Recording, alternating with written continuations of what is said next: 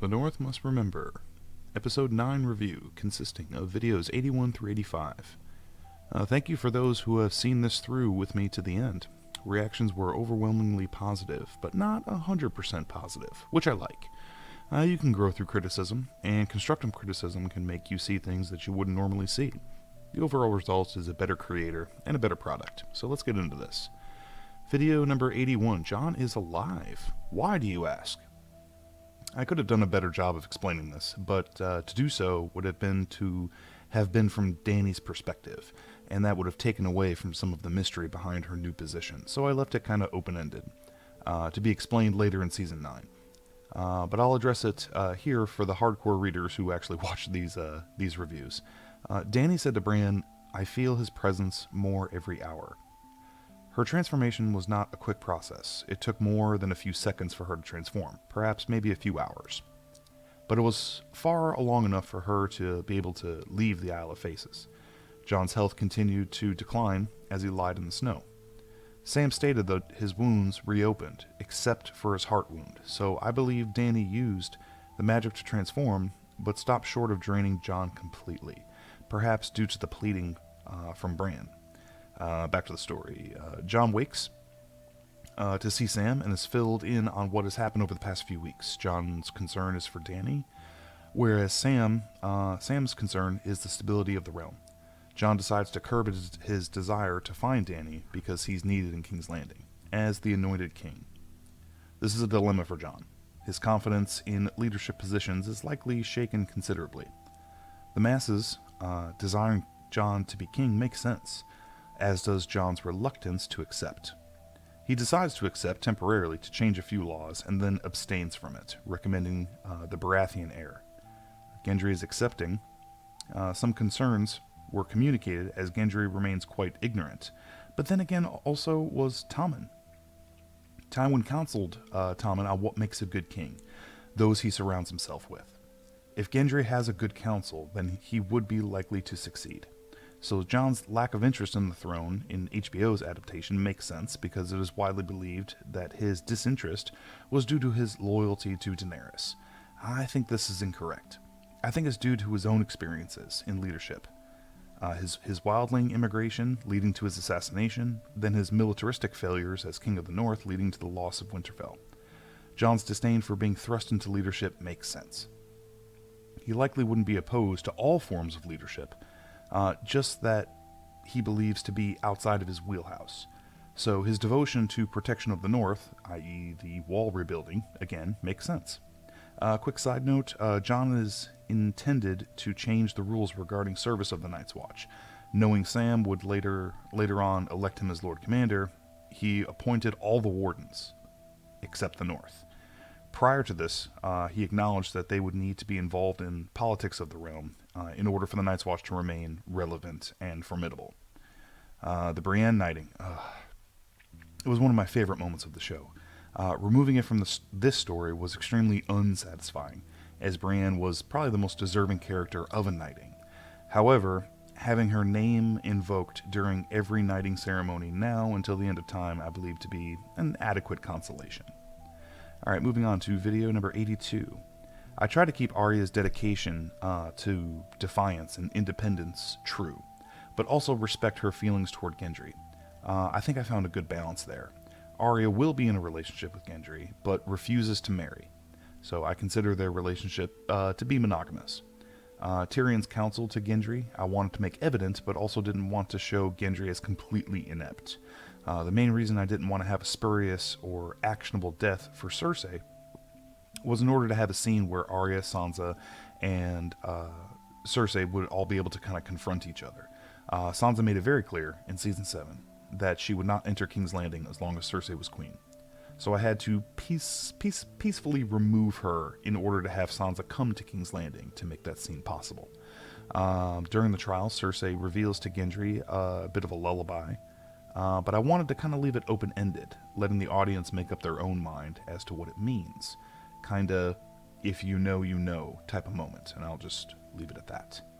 Alright, so the Tysha reveal. Alright, so for those who have not read the books, the story surrounding Jaime setting up Tyrion and Tysha was actually a falsehood. forced on Jaime by Tywin. So long story short, Tysha wasn't a whore, and she actually genuinely cared for Tyrion. Tywin made Jaime lie to Tyrion.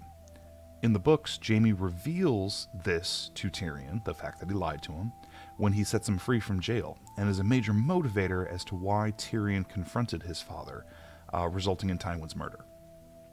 Alright, so this was obviously cut out of the adaptation from HBO, and there was really no good moment in my story in Season 8, and it was probably my biggest disappointment with Dan and Dave since they removed it from Season 4. And again, they had an opportunity to reveal it in Season 7 when they met underneath the Red Keep in Season 7, and it really left me in an awkward position. I really wanted to include it, but there was just no appropriate moment for Tyrion and Jaime to have this reveal. So having Cersei then reveal it to Tyrion after Jaime's death, it casts a bit of doubt on the whole story, and it's something for Tyrion to struggle with in the future. Tyrion was then the deciding vote in whether Cersei lived or died. It was kind of my way of keeping the Valancourt intact. I thought the Nymeria sentence was extremely fitting, although it was off-screen. I didn't think it was necessary to include that level of butchery. The sentence alone, I thought, was fitting enough. I think I may have scared a few people with how I wrote Sansa in that scene, the death sentence scene, when she said she would remove Cersei's eyes and ears. It wasn't to be taken as an eventuality, more so an empty threat by Sansa to communicate how serious she was that Cersei was never going to meet her child. I can assure everyone, Joanna Lannister was immediately whisked away from Cersei upon her birth, and Nymeria executed Cersei while still on her birthing bed. Quick and clean. Alright, on to video 83. So the Night's Watch has grown significantly in the months since Jon has returned to the Wall. Sam briefly covers changes made to their bylaws, which no longer requires a lifelong oath. So it's handled more like a modern military enlistment. Jon, now a political player, as Warden of the North, can properly ensure funding for the Night's Watch. Molestown was then converted into a barracks for wives and children of Night's Watchmen, again to be guarded by the Night's Watch from any future wildling attacks, from any wildlings that still exist north of the Wall. I don't think we got all of them. I'm sure there are still some left, just not many. They no longer take a vow of celibacy and are actually encouraged to have families. Later on in that video, Benjen arrives at the Wall with Eddard Stark. He was born to Daenerys, but actually has no noticeable effects of Dany's transformation, so he's just a baby. No White Walker-nish about him. He's as human can be, but he might have some small abilities that become evident when he becomes more of a teenager. Benjen reveals Daenerys actually saved Jorah. They thought Jorah was dead, but he was actually just mostly dead, if you guys get the reference. And then Daenerys, advised by the children were the ones that saved Benjen, right, after he was stabbed by a White Walker. The children then advised Daenerys on how to save Jorah. So the same way the children saved Benjen is the same way Daenerys then saved Jorah. So Jorah is sort of alive, much like Benjen, and they both serve as Queensguard now to Daenerys. So I thought that was an extremely appropriate ending for Jorah. You know, he pledged his life to Daenerys, and now he's going to continue serving her as the Night Queen for, God knows, maybe all of eternity. Video number 84. So Joanna Lannister has been born. It's then inferred that Cersei was executed, and Arya was revealed to be pregnant by Gendry, and is recognized as carrying the prince or princess, despite not being married. Varys' ending almost didn't happen this way. I was going to let Varys die, but I thought it might be his ending, his new ending, right, where he lives and has his youth restored. I thought it might be considered a little too happy, but then again, I am a sucker for irony. Varys despised magic for so long due to what it had taken away from him. Now magic is the very reason why Varys is alive, and also has restored everything that he lost. So I decided to run with it, because it is quite ironic. Plus, I needed Gendry to have a strong council, and I think Varys would need to be a part of it. I view a future Varys as more of an Oberyn type of character, wise, cunning, and actually also, wait for it, a formidable warrior. Yes. I think now that he has his youth and pretty much borderline immortality, that he would take some time to learn how to defend himself, and probably becomes pretty good at it. So yeah, get used to a Varys who can swing a spear, quote unquote. That sounded weird. Anyways, last video number 85. So we had about a 10-year jump in the story. The Night's Watch is now probably the most formidable force in all of Westeros. Sam is now ready to be discharged from duty. Ned Stark and Jon Tarly now are about 11 years old. Little Sam Tarly and Vaelin Greyjoy are now about 15 to 16 years old. Eddard splits his time with his father at Eastwatch, and then also with his uncle Bran at Winterfell when Jon ranges beyond the wall. Sam is then discharged from the Night's Watch and will resume his lordship as what is his house's name? It's escaping Hornhill. So, and as far as I know, there's no Lord Paramount of the Reach. So let's just say for season 9, Samwell is going to have a pretty powerful position. So he'll return as Lord of Hornhill. This is particularly ironic because Sam was widely considered probably to be the least capable watchman during his tenure at the Wall. Much kind of like a Luke Skywalker type of character. He's bridging an older generation with a newer one. The only characteristics brought to the new Night's Watch would be those of Sam's choosing. He would be the only reason their traditions carry on. It's a pretty big responsibility for one man, especially considering that so many thought him to be an inferior watchman, and then he's going to be the reason the Watch's traditions carry on. I do love my ironies. I'd love to see Sir Alistair react to that. The only reason the Night's Watch carries on is because of the traditions taught by Sam Tarly. Just crazy if you think about it. Alright, so little Sam now enlists in the Night's Watch and is immediately designated for ranger training. Jon is determined to range north, likely looking for Daenerys, of which little Ned is aware of. Little Ned pleads with his father to stay. He'd rather his father focus on what's in front of him rather than what could be. Many stories come full circle. So if you think about it now, we have a Baratheon on the throne, Tyrion as the hand, Arya and Sansa making a life in the capital, and Jon at the Wall. This is by design. Having characters back where they started, stronger, wiser, and in more of a stable position than which they were before. Jon's final words to his son was one of my earliest ideas, and having the story end while quoting Eddard's last words to Jon, in my opinion, was extremely appropriate and a fitting end to the story, in my humble opinion. Alright, so a few questions and comments, right, from some of my loyal commenters. So Ty says, yeah, a lot of new babies. We just need a little Stark Lannister baby to complete the cipher. There actually is a Stark Lannister baby. I think I haven't announced it yet, but part of the season 9, Joanna Lannister obviously will be raised by Tyrion, but there's also a Tyler Lannister, which is a young son born to Tyrion and Sansa. Unfortunately, no kids for Bran. Sorry. And House Stark will carry on through Eddard's name, or will it? I don't know. You have to watch season 9 to find that end. Alright, again, let's see. Yeah, the Varys plan. Getting into his backstory is going to be a lot of fun. Well, not necessarily his backstory. His backstory kind of is what it is, but more so what Varys becomes in the future. It's going to be quite interesting. When season 9 kind of reaches its climax, Varys is going to be involved, and it's quite surprising to say the end. Alright, yep, the wolves are circling indeed. I kind of let that whole thing about Cersei being Gendry's mother, kind of left it open-ended, but yeah, if you choose to believe, then good on you. If you reject it, then I don't confirm it. So I'll just kind of leave that up to the audience. The Nymeria death I thought was extremely appropriate, yeah, especially with Sansa, the one kind of giving the order. Just appropriateness all around. That's exactly what fans wanted for Cersei. Yeah, no, she did have an off-screen death in my story. Let's be honest, okay? But definitely more satisfying, I think, than just some falling bricks. Me too, Justin. Me too. I would have loved this to be the ending for the show. And no, Bran will never be king in any one of my stories. I will respect it if that's the way George wants to end his story, but I don't believe it until I actually read the books. And until I have the books, I will continue to say Bran being king was a terrible idea. And I think I addressed this, Ty, in a later video where we find out Princess Brianna was born. So, yes, King Gendry and Arya are definitely in a relationship.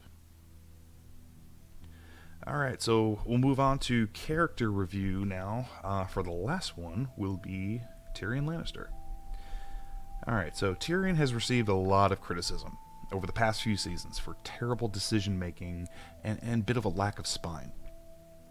We, the audience, fell in love with this character for numerous reasons. The Blackwater, the open-handed smack of the king, numerous times playing political chess, and a memorable challenge to political corruption of King's Landing, as well as an epic trial by combat. So what changed between the Tyrion of old and the new Tyrion? It's a great question. Think back to Season 2. Tyrion struck Joffrey in the face in front of his Kingsguard. Did my hand fall from my wrist? Tyrion had no worries of any repercussions. It didn't even dawn on him that Joffrey would do anything. So we fast forward now to Season 8. Would Tyrion have the balls to strike Daenerys after she slaughtered the city? Of course not. But why? It's a really simple answer as to the change in Tyrion's character. Tywin. The death of Tywin in many ways castrated House Lannister, so much so that Cersei even admitted as much. Tyrion knew, when he was kidnapped by Catelyn Stark, that Tywin would start a war, even though he didn't really care for his son. In fact, he downright despised his son. But what Tyrion knew is that Tywin respected Tyrion's last name. Not necessarily Tyrion as a person, so Tyrion knew his last name offered him immense protection. Until Tyrion forfeited that protection by killing Tywin. In many ways, Tyrion killed not only the greatest threat to his life, but also the biggest protector of his life. It's immensely complicated, and is just a testament to the fantastic storytelling of George R.R. Martin. So post Tywin's death, Tyrion is now in a position that's very foreign to him. His last name no longer offers him any protection. This lack of confidence is what I believe leads to his terrible decision-making.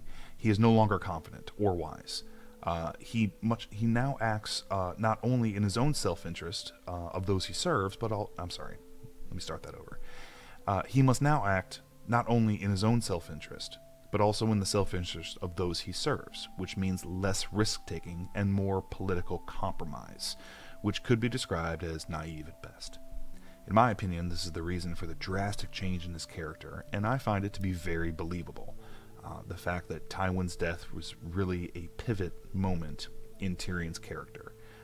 Do I think he was badly written in later seasons? Actually, no. I think the drastic change in his character was extremely appropriate now that he no longer had the protection of the Lannister name with Tywin's death. So in closeout, again, as I always will encourage criticism.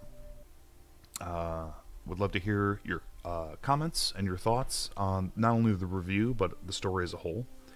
Season 9 is currently in the writing phase, but I have hit a bit of a snag.